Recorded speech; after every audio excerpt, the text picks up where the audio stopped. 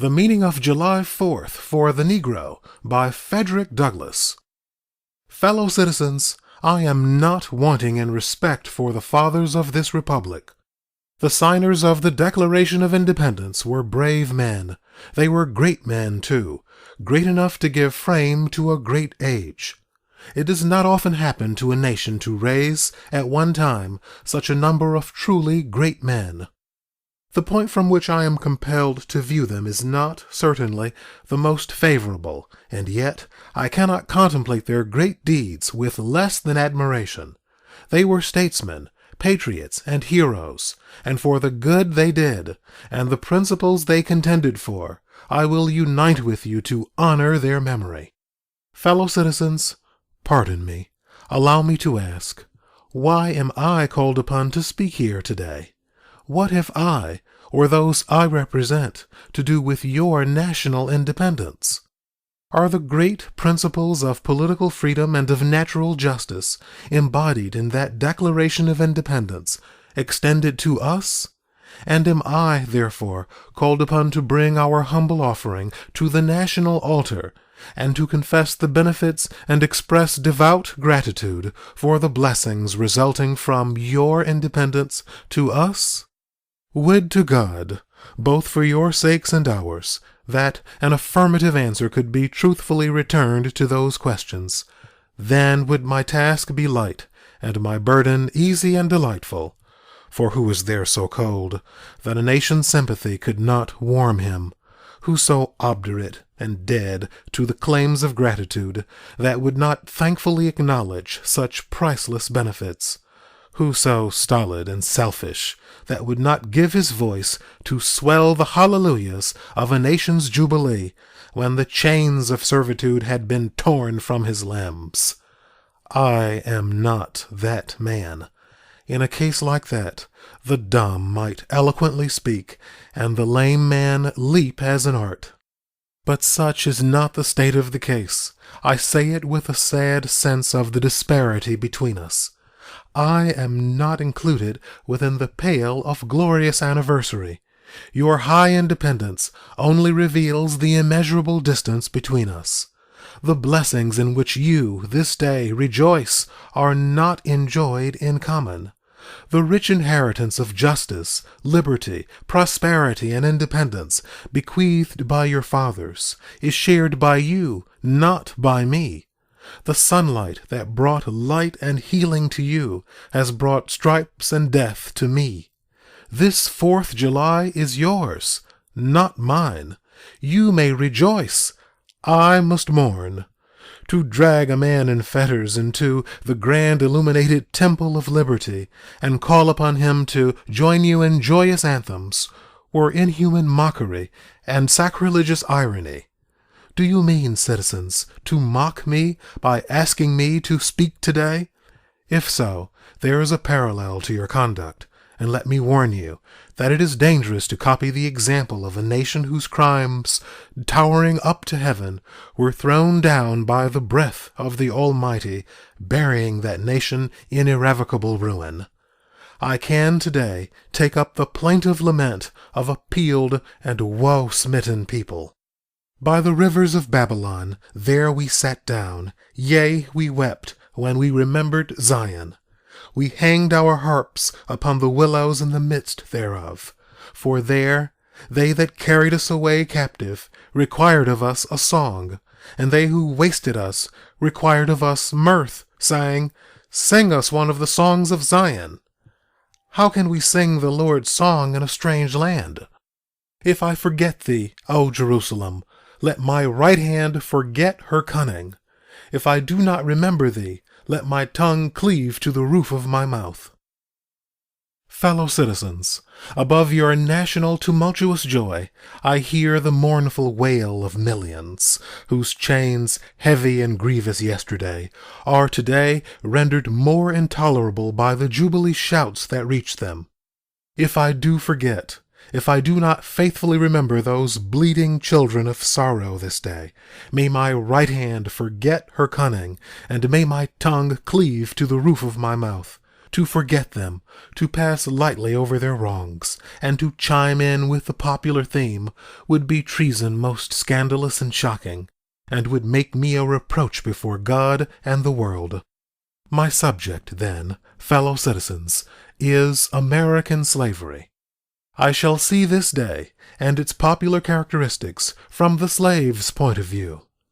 Standing there, identified with the American bondman, making his wrongs mine, I do not hesitate to declare with all my soul that the character and conduct of this nation never looked blacker to me than on this 4th of July. Whether returned to the declarations of the past or to the professions of the present, the conduct of the nation seems equally hideous and revolting. America is false to the past, false to the present, and solemnly binds herself to be false to the future. Standing with God and the crushed and bleeding slave on this occasion, I will, in the name of humanity which is outraged, in the name of liberty which is fettered, in the name of the Constitution and the Bible which are disregarded and trampled upon, dare to call in question and to denounce with all the emphasis I can command everything that serves to perpetuate slavery, the great sin and shame of America. I will not equivocate. I will not excuse. I will use the severest language I can command, and yet not one word shall escape me that any man whose judgment is not blinded by prejudice, or who is not at heart a slaveholder, shall not confess to be right and just. But I fancy I hear someone of my audience say, "It is just in this circumstance that you and your brother abolitionists fail to make a favorable impression on the public mind. Would you argue more and denounce less? Would you persuade more and rebuke less? Your cause would be much more likely to succeed." But I submit, where all is plain, there is nothing to be argued. What point in the anti-slavery creed would you have me argue? On what branch of the subject do the people of this country need light? Must I undertake to prove that the slave is a man? That point is conceded already. Nobody doubts it. The slaveholders themselves acknowledge it in the enactment of laws for their government. They acknowledge it when they punish disobedience on the part of the slave. There are 72 crimes in the state of Virginia which, if committed by a black man, no matter how ignorant he be, subject him to the punishment of death, while only 2 of the same crimes will subject a white man to the like punishment. What is this but the acknowledgment that the slave is a moral, intellectual, and responsible being? The manhood of the slave is conceded. It is admitted in the fact that Southern statute books are covered with enactments forbidding, under severe fines and penalties, the teaching of the slave to read or to write. When you can point to any such laws in reference to the beasts of the field, then I may consent to argue the manhood of the slave. When the dogs in your streets, when the fowls of the air, when the cattle on your hills, when the fish of the sea, and the reptiles that crawl shall be unable to distinguish the slave from a brute, then will I argue with you that the slave is a man. For the present, it is enough to affirm the equal manhood of the Negro race. Is it not astonishing that, while we are plowing, planting and reaping, using all kinds of mechanical tools, erecting houses, constructing bridges, building ships, working in metals of brass, iron, copper, silver, and gold, that while we are reading, writing, and ciphering, acting as clerks, merchants, and secretaries, having among us lawyers, doctors, ministers, poets, authors, editors, orators, and teachers, that while we are engaged in all manner of enterprises common to other men, digging gold in California, capturing the whale in the Pacific, feeding sheep and cattle on the hillside, living, moving, acting, thinking, planning, living in families as husbands, wives, and children, and above all, confessing and worshiping the Christian's God, and looking hopefully for life and immortality beyond the grave, We are called upon to prove that we are men. Would you have me argue that man is entitled to liberty? That he is the rightful owner of his own body? You have already declared it. Must I argue the wrongfulness of slavery? Is that a question for Republicans? Is it to be settled by the rules of logic and argumentation, as a matter beset with great difficulty, involving a doubtful application of the principle of justice, hard to be understood? How should I look today in the presence of Americans, dividing and subdividing a discourse to show that men have a natural right to freedom? Speaking of it relatively and positively, negatively and affirmatively, to do so would be to make myself ridiculous and to offer an insult to your understanding. There is not a man beneath the canopy of heaven that does not know that slavery is wrong for him.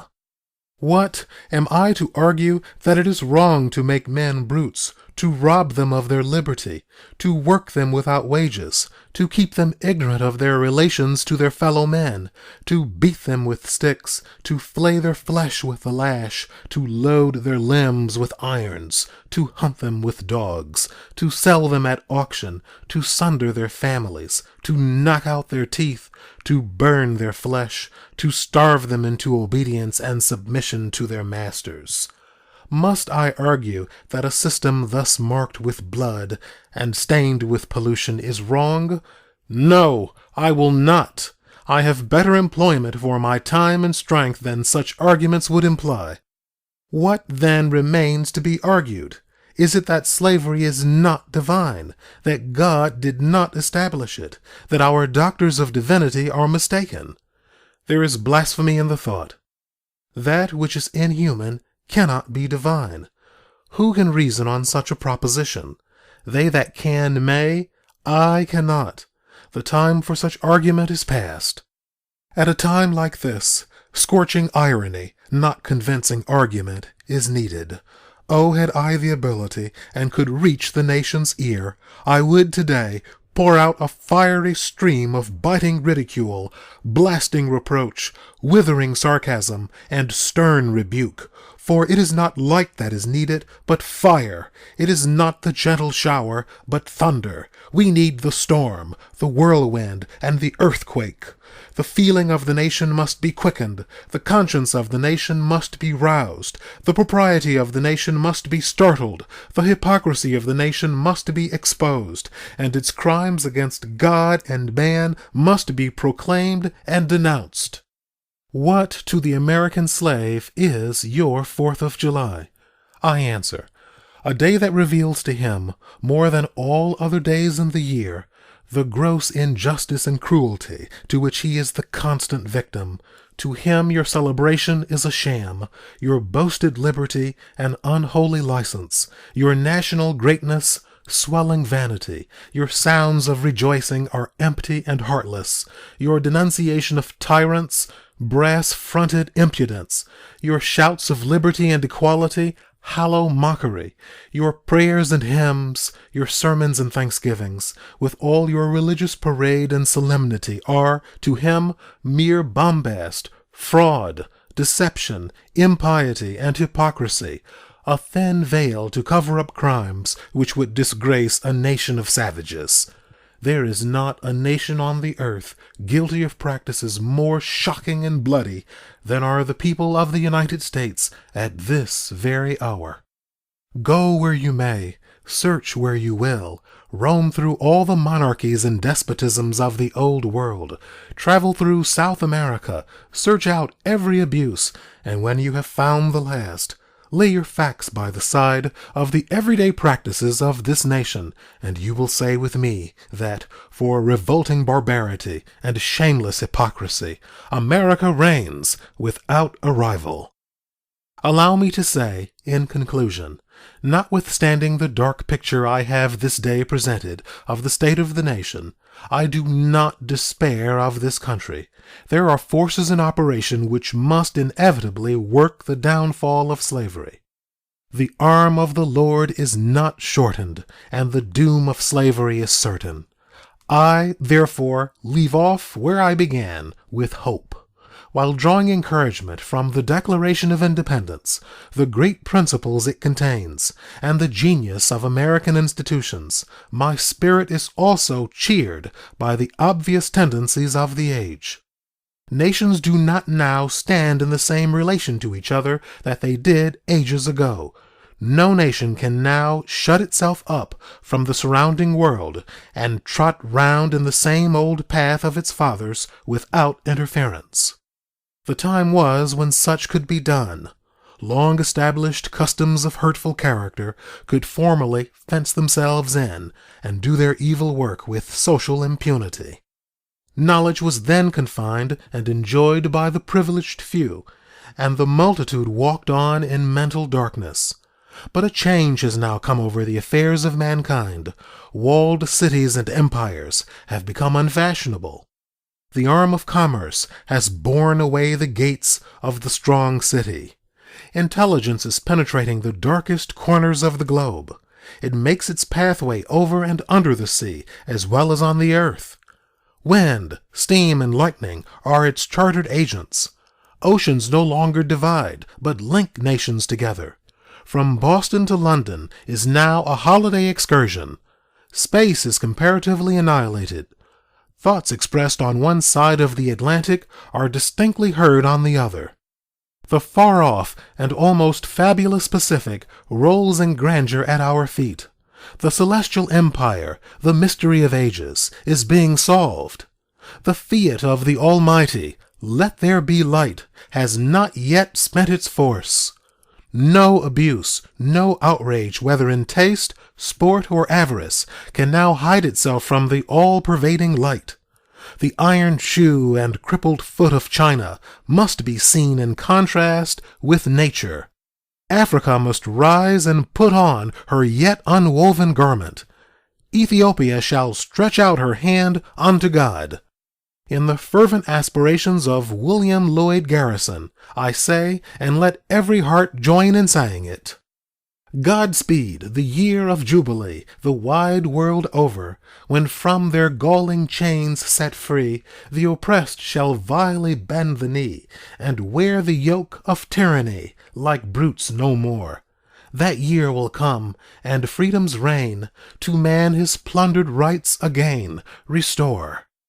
Godspeed the day when human blood shall cease to flow.